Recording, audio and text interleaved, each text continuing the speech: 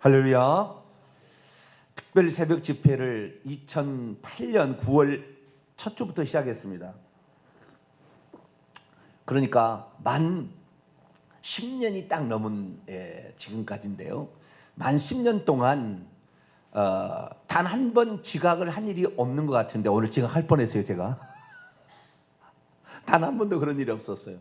어제 제가 그런 얘기를 했습니다마는 우리 성도들이 지난 10년 동안 특별 새벽 집회를 해왔는데 매 그 특별 새벽 집회마다 빠지신 분이 있었어요. 어떤 분은 그 특별 새벽 집회 참석하신다고 저녁에 잠을 자는데 잠이 안 오는 거예요.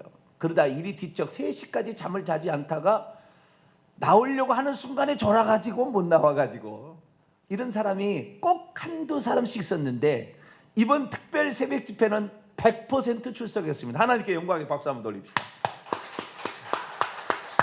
이런 일이 없었어요. 10년 동안. 순서 맡은 자가 한 사람에도 빵꾸 난 사람이 있었거든요. 그래서 다른 사람으로 대치했는데 이번에는 그런 사람이 없었다. 우리 성도들의 수준이 이 정도입니다. 담임 목사님들도 훌륭한 성도 수준이 됐어요. 어쨌든 너무나 축하를 드리고 그동안에 수고 많이 하셨습니다. 오늘 마지막 날인데 오늘 이 말씀을 통하여 우리가 그동안에 들었던 말씀을 잘 정리하고 오늘 또한 축복 기도까지 통하여서 여러분의 생애와 가정에 놀라운 은혜가 함께하게 되기를 간절히 바랍니다. 자, 오늘 제목을 보십시다. 가족 구원을 위해 절대 하지 말아야 할 것이란 제목입니다. 내 가족을 구원하기 위해서 우리가 해야 될 일은 무엇일까요? 가만히 있으면 자동적으로 가족 구원이 성취되는 것일까요? 그건 아닐 것입니다. 하나님은 모든 사람이 구원을 받으며 진리를 아는 데 이르시기를 원하십니다. 하지만 모든 사람이 다 구원받지는 못합니다. 그러므로 구원을 위해 우리가 해야 할 일이 있다는 것을 알아야 합니다. 사실 하나님은 모든 사람의 구원을 위해 모든 준비를 다 마치셨습니다. 구원을 위해서 남아있는 것은 우리가 해야 할 일들 뿐입니다. 그래서 사도 바울은 가족에 관하여 우리가 해야 할 일을 이렇게 말했습니다. 디모데후서 5장 8절이요. 누구든지 자기 친족 특히 자기 가족을 돌보지 아니하면 믿음을 배반한 자요 불신자보다 더 악한 자니라. 여기를 보세요. 우리가 예수 그리스도를 어느 날 믿게 됐단 말이죠. 부모가 나를 위해서 기도를 했든 친구가 나를 전도했든 그 사람들의 그 구원 경로를 대부분 보게 되면은 7, 80%가 부모와 가족이에요.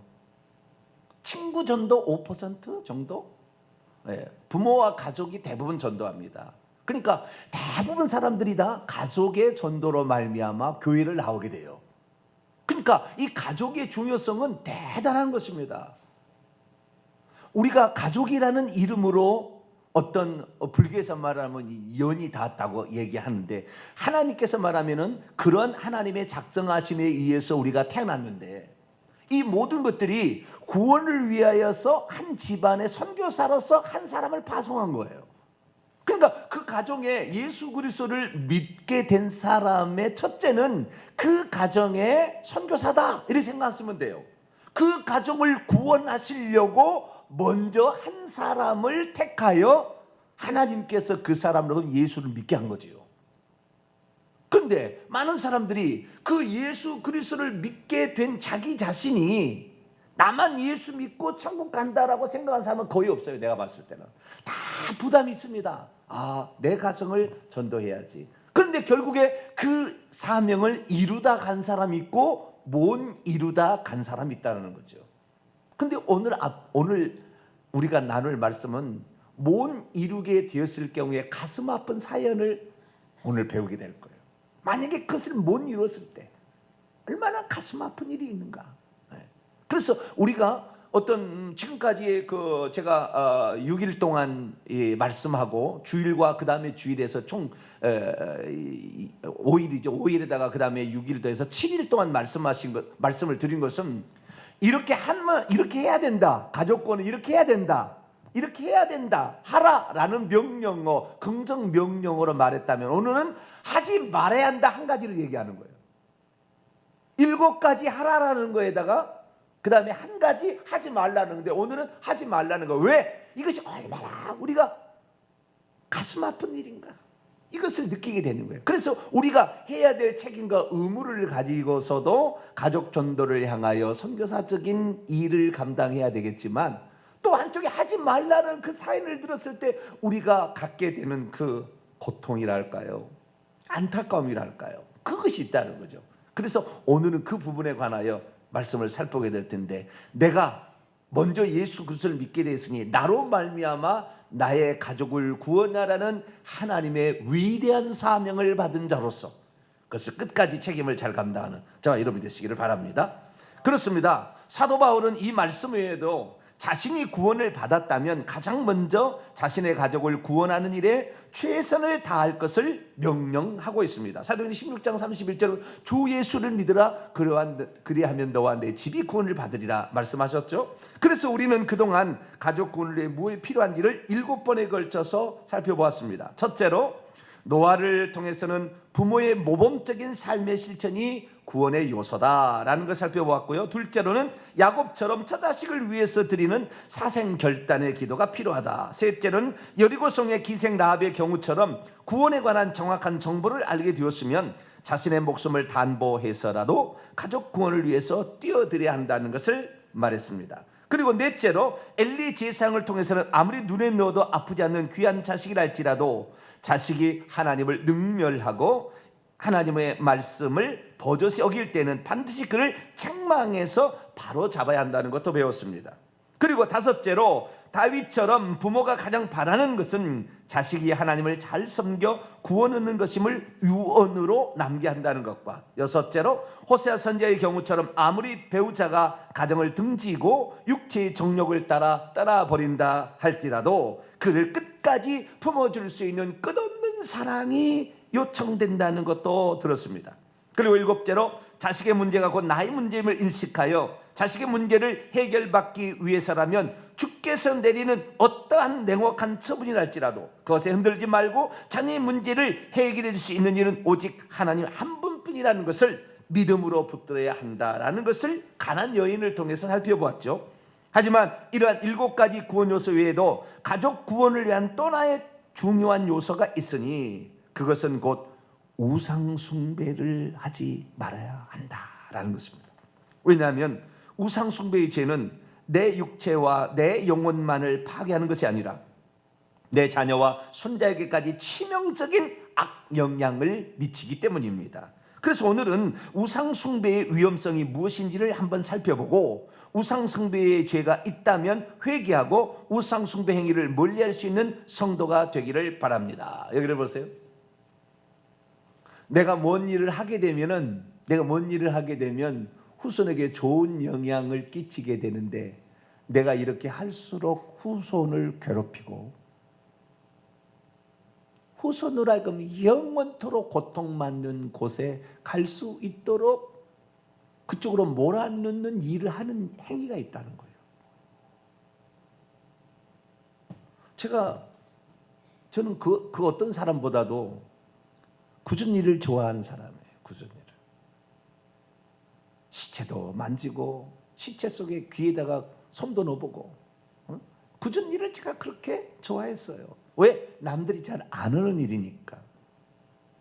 예수 그리스도를 믿는 사람이라면 남이 하기 싫어하는 일이라도 기쁘게 해야 하니까.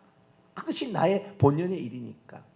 저는 25살 때 시체 영안실에 들어가서 시체를 넣고 3번이나 통성으로 부르짖어 기도한 5명의 한 사람이에요. 차디 차가워요. 시체 냉동실에 들어가니까요 동태처럼 굳어 있더라고요. 싸늘합니다. 색깔도 좀 이상하고, 잡아보면 싸늘해요. 싸해요. 그런데도 목사님께서 청년 시절인데요, 그거 한번 살려보자. 영안실에 가가지고 시체를 꺼내다가 이렇게 단상가에다 올려놓고 그냥 기도를 했단 말이죠. 무서웠겠어요? 안 무서웠겠어요? 25살짜리가? 그런데 저도 간이 좀 배밖에 나온 사람이에요. 약간. 그죠? 제가 무서움을 조금 덜 느끼는 것 같아요. 그러니까 아마 따라갔겠죠. 예배 시간에 이 예배를 마치고 어떤 분이 돌아가셨다고 하는데 여러분, 나와 함께 영안실에 가서 기도할 사람은 나를 따라오시오 라고 담임 목사님이 광고를 했어요. 그 많은 청년들인데 단 한 명도 안 가고 제가 갔다는 거예요. 청년 중에서는. 예? 어른들 3명에다가 그 다음에 나 하나 담임 목사님에서 5명이 그 시체에 영안실에 들어갔다는 거예요. 아, 무서워서 두려웠어요. 그런데 그런 무서움과 두려움이 있는데 이것은 아무것도 아닌 내 자식이 벌벌벌벌벌벌벌벌벌벌 이렇게 평소에 그냥 소리 덜덜덜덜덜덜 떨리는 이런 상황에 그것이 바로 지옥인데 그런 고통에 들어가는데 한 역할을 할 수 있다는 거예요. 자기 부모가, 자기 조상이. 이것만큼은 절대 하지 말아야 될 일이 있다는 거예요. 그게 뭐냐? 그것이 우상숭배의 죄라는 거예요. 그래서 우리가 정말로 예수 그리스도를 믿으면 우리가 전도하지 않을 수 없는 이유가 그가 믿어서 천국 가는 게 좋아서도 할 수 있겠지만 그가 영원히 받아야 될 그 고통을 생각한다면 나는 이 가족을 전도하지 않을 수가 없다는 말이에요. 오늘 그 부분을 살펴볼 거예요. 얼마나 영향이 큰지, 얼마나 그것이 고통스러운 것인지. 그래서 우리가 할 수가 있으면 우리는 좌우지가 내 가족의 식구 단 한 사람이라도 영원토록 하나님께 감사할 수 있도록 우리는 그 구원하는 일을 애써야 될 줄 믿습니다. 자, 계속 넘어갑니다. 두아디라 교회는 어떤 교회이며 무슨 문제가 있었을까요? 오늘 본문 말씀은 부활 승천하시어 천상에 계신 우리 주 예수님께서 두아디라 교회를 향하여 우상 숭배 행위를 강하게 책망했다는 말씀입니다. 교회가 하지 말아야 할 일을 행하고 있었기 때문이죠. 그런데 그것은 개인에만 국한된 문제가 아닙니다. 교회 전체의 문제가 되었고 개인적으로 볼 때는 여자 이세벨 혼자만의 문제가 아니라 자신을 따르는 자들과 자기 자녀에게까지 치명타를 가하는 매우 중대한 일로서 절대 하지 말아야 할 일이라는 것입니다. 우상 숭배의 죄란 무엇일까요? 하나님 위에 다른 어떤 유형 무형의 대상을 향해 절을 하거나 거기에 음식을 바치거나 향을 피우는 등의 예의를 갖추는 숭배 행위를 일컫는 말입니다. 그런데 당시 소아시아에 위치한 두아디라 사람들은 태양신 제우스의 아들인 아폴로신 티린노스를 자신의 수호신으로 섬기며 황제의 흉상에 절을 하고 그 앞에 음식을 바치고 바치는 음식을 함께 나눠 먹는 의식을 행하고 있었습니다. 뿐만 아니라 그 위에는 신전 창기와 더불어 음행을 저지르기도 하였죠. 그렇다면 왜 이 도시에는 이러한 일이 아무렇지도 않게 벌어지고 있었던 것일까요? 그것은 두 가지 때문인데요. 그것은 첫째, 로마 황제를 숭배함으로 로마로부터 상업과 무역 활동에 관한 권리를 확보하기 위함이었고, 두 번째는 자기들의 수호신을 경배한다는 이유로 자기들의 상업 조직을 튼튼히 강화시키기 위함이었습니다. 그러므로 이 도시에서 경제활동을 하고 살려면 황제 숭배와 수호신 숭배는 필수적인 요소였습니다. 문제는 두아디라 교회의 성도들이었습니다. 왜냐하면 하나님께서는 십계명을 통하여 하나님 위에 다른 신을 절대 두어서는 아니 된다고 말씀하셨고, 그런 것들을 경배하거나 그것에게 바치는 음식을 절대 먹어서는 안 된다고 말씀하셨기 때문이죠. 여기를 보세요. 하나님께서 사람이 반드시 해야 될 일과 하나님을 믿게 되면 하지 말아야 할 일을 10가지를 말씀한 거예요. 오늘날에 예수 그리스도를 믿고 개신교회에 속한, 개혁교회에 속한 이 성도들이 되면 십계명을 안 적혀도 되는 것처럼 생각하는 사람이 많아요. 무슨 구태에 의한 구닥다리 신앙을 붙잡고 있어야. 그런데 우리 어렸을 때 한번 생각해 보세요. 우리 어렸을 때 십계명을 지키는 건 너무나 중요한 문제였고, 십계명을 안 외우면은 세례도 안 줬어요. 지금 십계명 못 외운다고 세례 안 주는 그런 목사는 아마 없을걸요. 우리 때는 그렇게 강조한 거예요. 왜? 이게 너무나 중요한 문제였다는 거예요. 그런데 그 십계명 중에서도 가장 중요한 것을 하나님 처음 딱 첫 번째로 얘기하는 것, 이거다. 이거.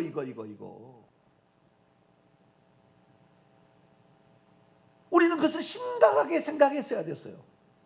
그런데 오늘날에는 안식일 계명이 주일로 바뀌면서 하나님의 교회나 또는 안식교 같은 경우는 무슨 주일이냐? 언제 주일로 바뀌라고 했느냐? 안식일날 지키라고 그랬지 안식일의 영원한 규례인데 무슨 소리냐? 이런 말을 몇 번 들어버리면 십계명이 아, 그거 안 지켜도 되는 거구나. 왜? 오늘날 우리가 안식일을 안 지키고 주일을 지키니까.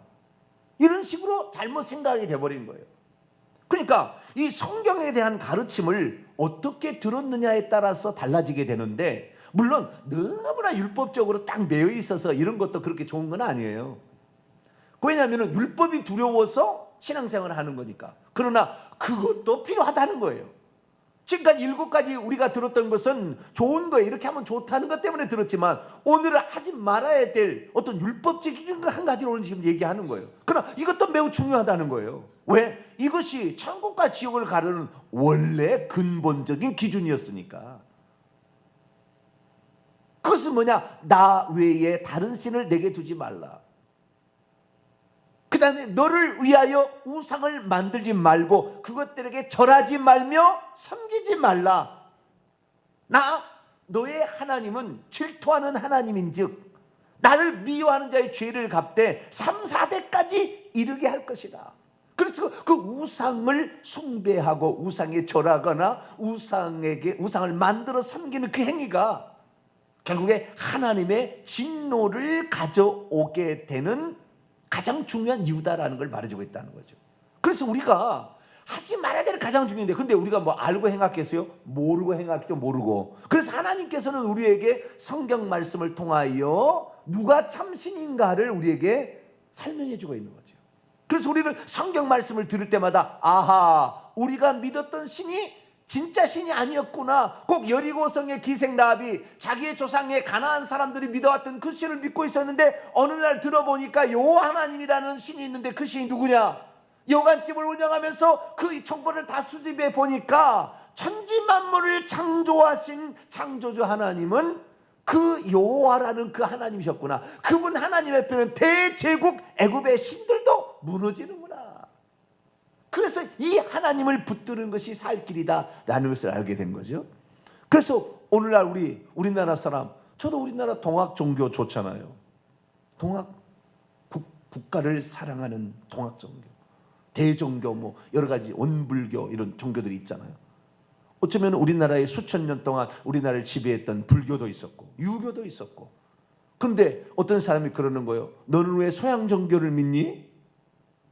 저한테 그런 얘기 하세요. 너는 왜 서양 종교를 믿니? 너도 외세를 존중하는 문화에 빠졌구나. 국사는 나쁘다고 생각하는구나. 라는 이야기를 저에게 했을 때 그럴 수 있겠다는 생각도 가져봤어요.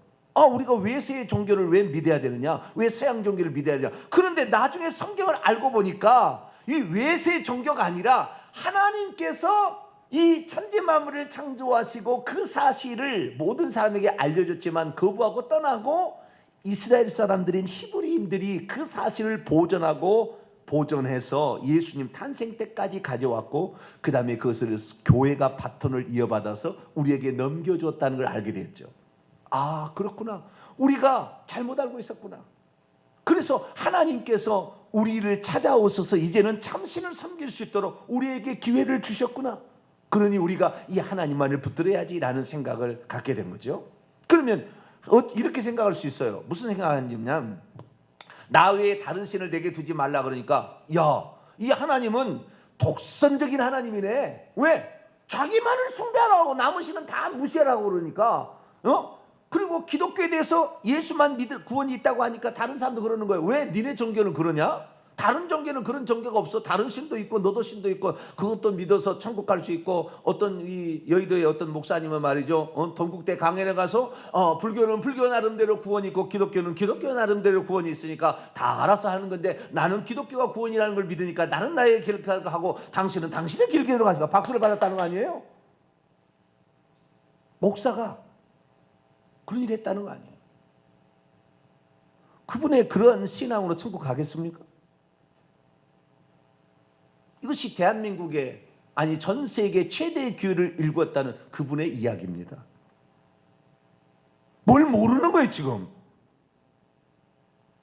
어떻게 해야 지금지는 모르는 거예요. 그러니까 제사 대신에 추도예배 드릴 때 십자가 긋고 음식 만들면 괜찮다고 얘기를 하니까 성도들이 다 그렇게 하다가 결국에 하나님께서 가장 간단한 피눈물을 흘리는 구속의 사역을 무효화시키는 그 일을 해서 결국에 지옥에 떨어진다고 말이죠. 그래서 우리가 하나님께서 우리를 향하여 말씀하시는 이 말씀 우리가 정확히 알아들어야 돼요. 그럼 왜 하나님께서는 나 외에 다른 신을 두지 말라, 예수 그분이 내가 곧 길이요 진리요 생명이니 나로 말미암아 아버지께 올 자가 없다, 이 얘기를 왜 하셨을까? 한마디로 딱 제가 요약을 해놨어요. 3번 넘어갑니다. 그럼에도 불구하고 하나님의 말씀을 무시하고 우상을 숭배한다면 어떤 일이 벌어질까요? 하나님께서는 우주 만물의 창조주로서 오직 한 분 여호와 하나님이시며 그분 외의 모든 것은 다 하나님이 만드신 피조물에 불과하므로 그것들에게 예의를 갖추어 절을 하게 된다면 하늘에서 쫓겨난 타락한 천사들 귀신들이 그 경배를 받게 되고 자기들이 하늘에서 쫓겨나면서 받았던 저주를 고스란히 그 경배하는 사람에게 퍼붓는다는 것을 아셨습니다. 그러므로 절대 금지를 명령하신 것입니다. 그럼에도 불구하고 우상을 숭배하면 어떻게 될까요? 그 밑에 이제 보는데 이건 좀 이따 보도록 하고요. 여기를 보세요. 핵심은 이거예요. 핵심은 왜 하나님은 나 외에 다른 신을 내게 두지 말라고, 어쩌면은 독선적인 표현이잖아요. 유아 독전적인 표현이잖아요. 그래서 어쩌면은 예수 안 믿는 사람은 종교 다원주의적인 가치의 상대성을 인정하는 사람들은 기독교를 매우 독선적인 종교라고 생각하고 배타적인 종교라고 생각해서 싫어한다 이 말이에요. 그래서 우리가 우리의 자녀들이나 다른 사람에게 예수 그리스도를 믿게 하는 것이 꼭 강요나 배타적인 것이 될 수도 있다고 생각하는데, 우리가 알아야 될 가장 중요한 사실은 뭐냐? 왜 하나님은 나 외에 다른 신을 내게 두지 말라고 했느냐의 근본적인 원인을 알아야 되는 거예요. 오늘은 그것을 정확히 아는 거예요. 그게 무슨 말이냐면 우리가 하나님 외에 다른 분에게 제사해서는 안 돼요. 성경은 그렇게 돼 있어요. 하나님께서만 제사를 받으신다. 그것이 신약에서는 예배로 바뀌어졌습니다. 하나님만 제사를 받으시는데 만약에 하나님 외에 다른 대상에게 유형 무형의 어떤 대상, 유형 나무를 깎든지 돌을 새기든 돌을 조각하든지 아니면 그 형상 그대로 갖다 놓든지, 유형 그 다음에 무형 보이지 않는 신이라고 해서 무슨 뭐 아폴로 신, 뭐 제우스 신, 보이지 않지만 어떻든 그 신이 있다고 생각하고 거기에다가 뭘 만들어서 제단 같은 데를 만들어서 거기다가 음식을 차려놓거나 향을 피우거나 절을 하거나 하는 행위를 한다 이 말이죠. 그러면 어떻게 되느냐? 이 영적인 세계를 전혀 모르니까 그렇게 하면 뭐가 어쩐데 우리가 죽은 사람에게 거기다 앞에서 절한다고 해서 뭐가 잘못된 건데 라고 생각할 수 있잖아요. 그런데 그 모든 것이 어떤 거냐? 그렇게 절을 하기 전까지는 아무 문제가 없는데 절을 하기 시작하고 그 앞에 국화꽃을 바치면서 어떤 예의를 갖추기 시작하면 그것을 경배를 받으러 오는 존재가 있다고 말이에요. 왜냐하면 하나님께서 우리가 이 우주 만물 가운데 보이지 않는 세계를 먼저 만들고 보이는 세계를 나중에 만드는데, 보이지 않는 세계는 하나님의 수종 두는 자로 천사를 만드는데 천사의 3분의 1이 타락하여 오늘도 하나님처럼 자기가 경배를 받고자 하다가 하나님께 쫓겨나가지고 이 땅에 귀신이 되어서 보이지 않는 형태로 살고 있다 이 말이에요. 이 존재가 저 지옥의 지구 땅 속에 보면 음부가 있는데 음부에서 여러 가지 구멍들을 통하여 올라와 가지고 사람들의 경배를 받으려고 하고 있는데, 죽은 자나 어떤 물건에 절을 하게 된다면 하나님은 안 받으세요. 그걸 절대 하나님께 하는 게 아니니까 하나님께 안 하는데, 인간이 거기다 절을 하고 인간이 매 시간 그 시간이 되면은 와서 절을 하고 수많은 사람이 절을 하게 되면 귀신이 그것을 보고 그 앞에 딱 가서 경배를 받기 시작한다고 말이에요. 왜? 경배받으려고 환장해서 귀신이 되었으니까. 하나님처럼 경배받으려고. 피조물인 주제에 하나님의 영역을 침범하는 존재가 귀신이다 그 말이에요. 그렇기 때문에 우리가 절을 하기 전까지, 예의를 갖추기 전까지는 아무것도 아니었어요. 그냥 물건이었습니다. 그냥 나무였습니다. 그냥 금이었어요. 그냥 은이었습니다. 그런데 석가상을 만들어서 거기다가 절을 하기 시작하면 그때부터는 귀신이 와서 그 석가상 앞에서 절을 받는다 그 말이에요. 그러면은 절을 받으면은 뭐 절을 받았다고 괜찮겠지 뭐 생각하는데 그게 아니에요. 절을 받을 때에 그 귀신이 절하는 사람 속에 들어가는 겁니다. 절하는 사람에게 들어가요. 제사 드릴 때 귀신이 들어갔다고 귀신들이 얼마나 말을 하는지 몰라요. 절을 하게 되면 그 절하는 순간에 그 영혼 속에 들어가게 되는데, 이 타락한 천사가 하늘에서 쫓겨나게 될 때 저주를 받아가지고 눈이 멀고 귀가 안 들리고 말을 못하는 귀신도 있어요. 왜? 하늘에서 쫓겨날 때 저주를 받아가지고. 그래서 성경에 보면은 귀먹고 어눌한 귀신아, 그 사람이 원래 귀가 먹은 것도 아니고 말을 못한 게 아닌데 그 귀신이 들어가면 그 귀신의 모습을 그대로 그 사람 속에 표현하기 시작한다고 말해요.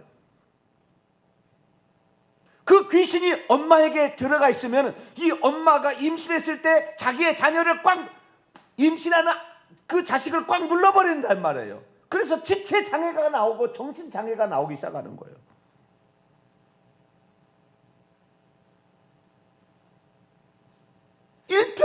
일평생의 자녀 때문에, 너 때문에 내가 죽을 수도 없다, 그런 장애인을 안고 살아야 돼. 물론 100%다 이혼은 아닙니다. 뭐 약을 잘못 먹었거나 그랬을 때도 그럴 가능성은 많이 있어요. 그러나 다는 아니지만 상당수의 부분이 그 우상 숭배를 행함으로 말미암아 귀신의 영향으로 그 고통을 당한다 이 말이에요. 우상 숭배 하시겠어요? 그렇게 귀신에 눌려서 결국에 살다가 지옥까지 떨어지는 것이 자식의 미래예요. 정해놓은 이치가 가는 거예요.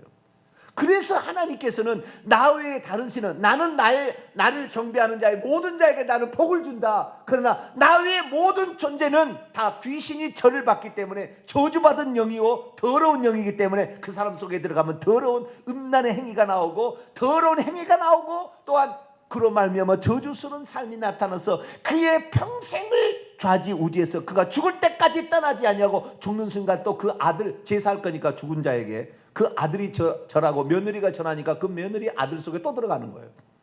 그래서 이것이 2대 3대 계속 가는 거예요. 그러니까 주님께서 나 외에 다른 신, 나는 나에게 절한다면 나는 모든 복을 주기 위해서 준비되어 있지만 나 외에 다른 모든 것들은 저주를 준비하기 위해서 준비했는데 너희들 그래서는 안 된다 라고 말하신 거다. 그러면 절을 하면 어떤 상태가 나타날까요? 7가지 상태가, 저주스러운 상태가 나타나기 시작합니다. 자, 그걸 배웁시다. 그럼에도 불구하고 우상을 숭배하면 어떻게 될까요? 성경에는 7가지 저주들을 경고하고 있습니다. 첫째, 하나님을 경노하게 만들므로 우상 숭배자에게 재앙이 임하게 합니다. 시편 106편 28절에서 29절이요. 그들이 또 부올의 바알과 연합하여 죽은 자에게 제사한 음식을 먹어서 그 행위로 주를 경노하게 함으로 재앙이 그들 중에 크게 유행하였도다. 둘째, 저주 곧 화를 받습니다. 근래 일어난 새 신을 경배하는 자에게 저주가 임한다고 신명기 11장 28절에 나와 있어요. 셋째, 하나님의 진노가 임합니다. 에베소 5장 5절에서 6절까지 말씀이요. 시작. 너희도 정녕 이것을 알거니와 음행하는 자나 더러운 자나 탐하는 자 곧 우상 숭배자는 다 그리스도와 하나님의 나라에서 기업을 얻지 못하리니 누구든지 헛된 말로 너희를 속이지 못하게 하라. 이로 말미암아 하나님의 진노가 불순종의 아들들에게 임하나니. 하나님의 진노가 임한다 그 말이에요. 왜? 하나님이 다른 것은 다 저주를 주는 존재지 복을 주는 존재가 아니기 때문에 그렇다는 거예요. 자, 넷째, 우상 숭배자는 천국에 못 들어가며 결국 불과 유황이 타는 못, 지옥에 던져집니다. 음행하는 자, 우상 숭배하는 자, 이런 자는 불과 유황으로 타는 못에 던져지는 이것이 둘째 사망이라. 성 밖에 있으리라. 하나님의 나라를 유업으로 받지 못한다. 결국에 지옥에 떨어진다 그 말이에요. 결국에. 다섯째, 질병의 침상에 던져진다고. 요한계시록 오늘 읽었죠? 2장 21절 성경을 볼까요? 요한계시록 2장 22절 같이 한번 읽어볼까요? 시작. 볼지어다 내가 그를 침상에 던질 터이요 또 그녀와 더불어 간음하는 자들도 만일 그들의 행위를 회개하지 아니하면 그들을 큰 환난 가운데 던지고. 여기 보니까 질병의 침상에 던져진다. 왜? 예수 그리스도를 믿는 사람들이 오늘도 질병에서 헤어나지를 못하고 암병에 걸리고 중암병에 걸리냐? 여러분, 우리 교회 끝까지 다니면 절대 암병 걸려 돌아갈 일 별로 없어요. 우리가 과거에 뭔 잘못을 크게 했기 때문에 다 병이 오는 거예요. 그것은 우상숭배와 아주 밀접한 관련을 가지고 있습니다. 암병 걸렸다고 지옥 가는 건 아닙니다. 회개하면 다 천국 갈 수 있습니다. 그러나 우리가 앞으로 우상숭배하지 않는다면 그런 일을 달고 갈 리가 없어요. 중환병에 절대 안 걸려. 불치병에 절대 안 걸리는 거예요. 치매 절대 오지 않아요. 치매라는 것은 하나님도 몰라보는 거잖아요. 자기 며느리도 몰라보고 며느라기를 다른 사람 보는 거잖아요. 그럴 일이 없는 거예요. 그런 사람 천국 가기 어려워요. 그래서 치매 쪽에 왔다는 것은 엄청난 우상숭배를 했다는 거예요. 그게 철저한 회개를 위해 회개를 하고 가족들이 그 자기의 부모를 위해서 엄청나게 기도를 많이 해야 합니다. 그렇지 않으면 야차하면 마귀가 싹 끌고 가버려요. 하나님 부인하고 죽게 만들어 본다 이 말이에요. 그런데 그런 일들이 뭐냐? 다 귀신들이 다 장악하고 있었기 때문에 일어난 일이다 그 말이에요. 계속 봅니다. 여섯째는 큰 환난에 던져집니다. 즉 모든 일이 잘 안 풀리고 어려움과 사건 사고에 시달리게 됩니다. 일곱째, 자신의 자녀가 죽습니다. 자기 자녀 중 정신 이상자와 장애인이 나오며 죽는 일이 발생한다 그 말이에요. 여기를 보세요. 우상숭배 행위를 우리는 뭐 죽은 자에 대한 뭐 예의를 좀 이렇게 내가 차린 건데 뭔 그것이 그렇게 큰 죄가 되어야 합니다. 큰 죄가 되는 것이 아니라 자신의 영혼을 사망으로 지옥으로 보내달라고 요청하는 거다 그 말이에요. 그것만이 아니라 자기의 자녀를 그 지옥으로 끌고 가고 태어날 때부터 장애인으로 태어나서 평생 고생시키는 요인이다 그 말이에요.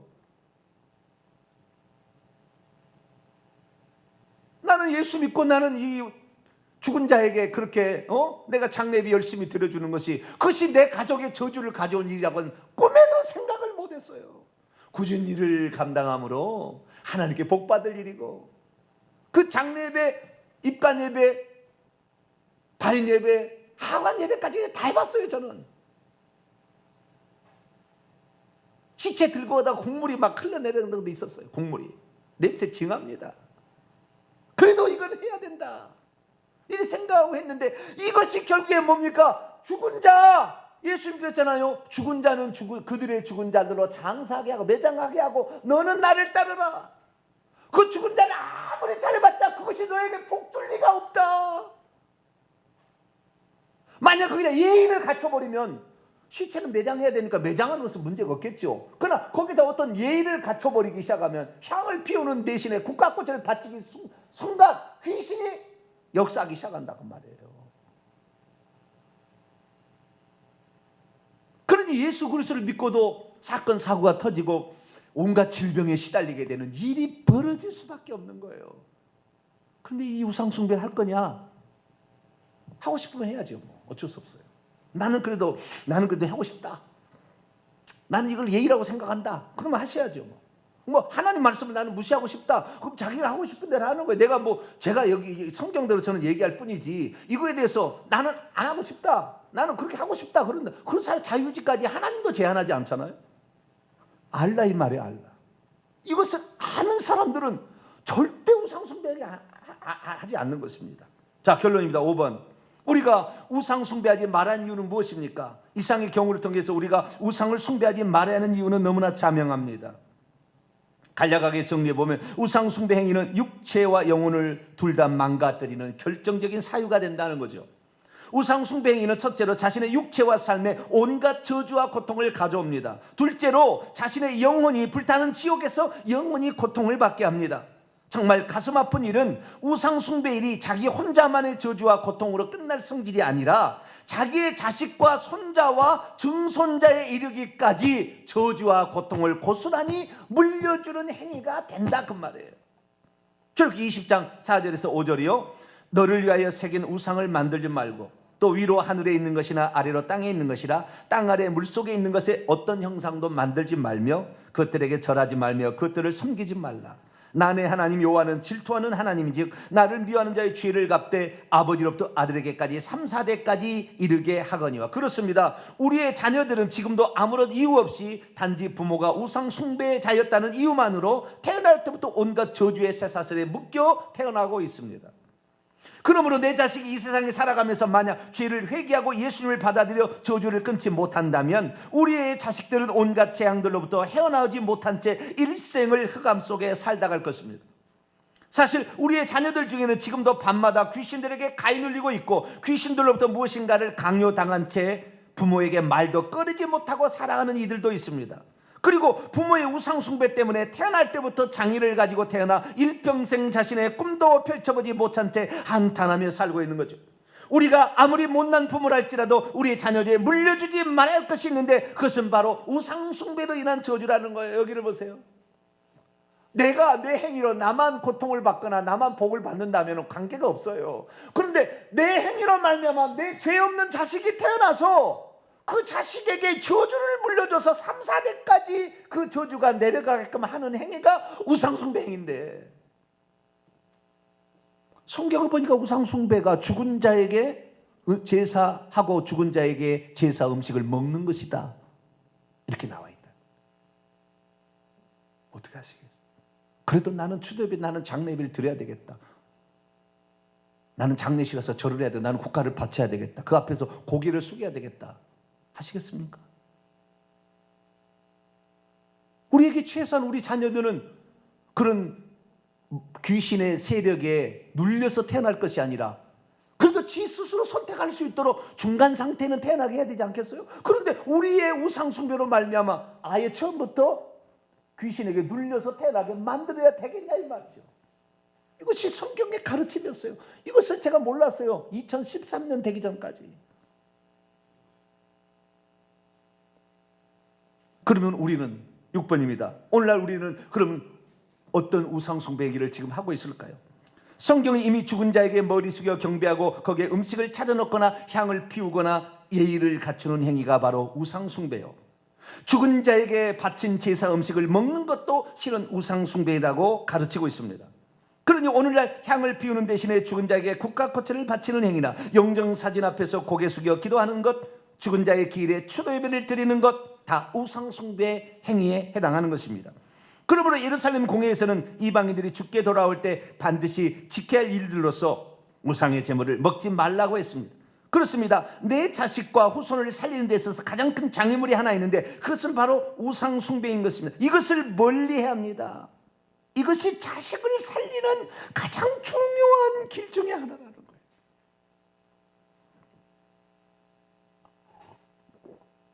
그런데 오늘날 우리 교회 동탄명성교회는 이 진리를 담임 목사가 설파함으로 모든 성도들이 이 저주로부터 벗어나게 만들어서 가면 갈수록 잘 되게끔 만들지만 일반 교회 현재 대한민국의 95%의 교회는 이 사실을 받아들이지 않고 있습니다.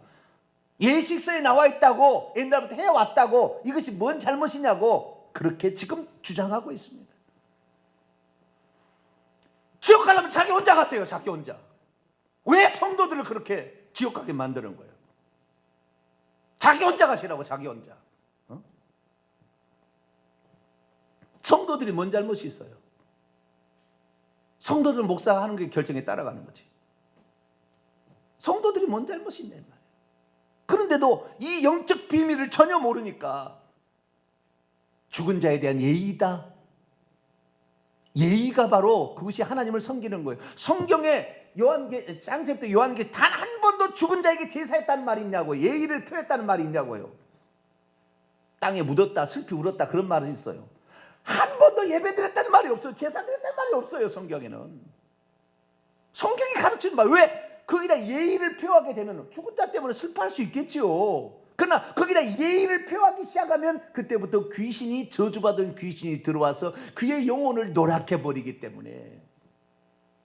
제가요 귀신 쫓는 목사 밑에서 2년을 달아다닌 사람이에요. 귀신을 쫓아내고 귀신이 나갔는지 안 나갔는지 확인하는 법까지 내가 다 배웠어요.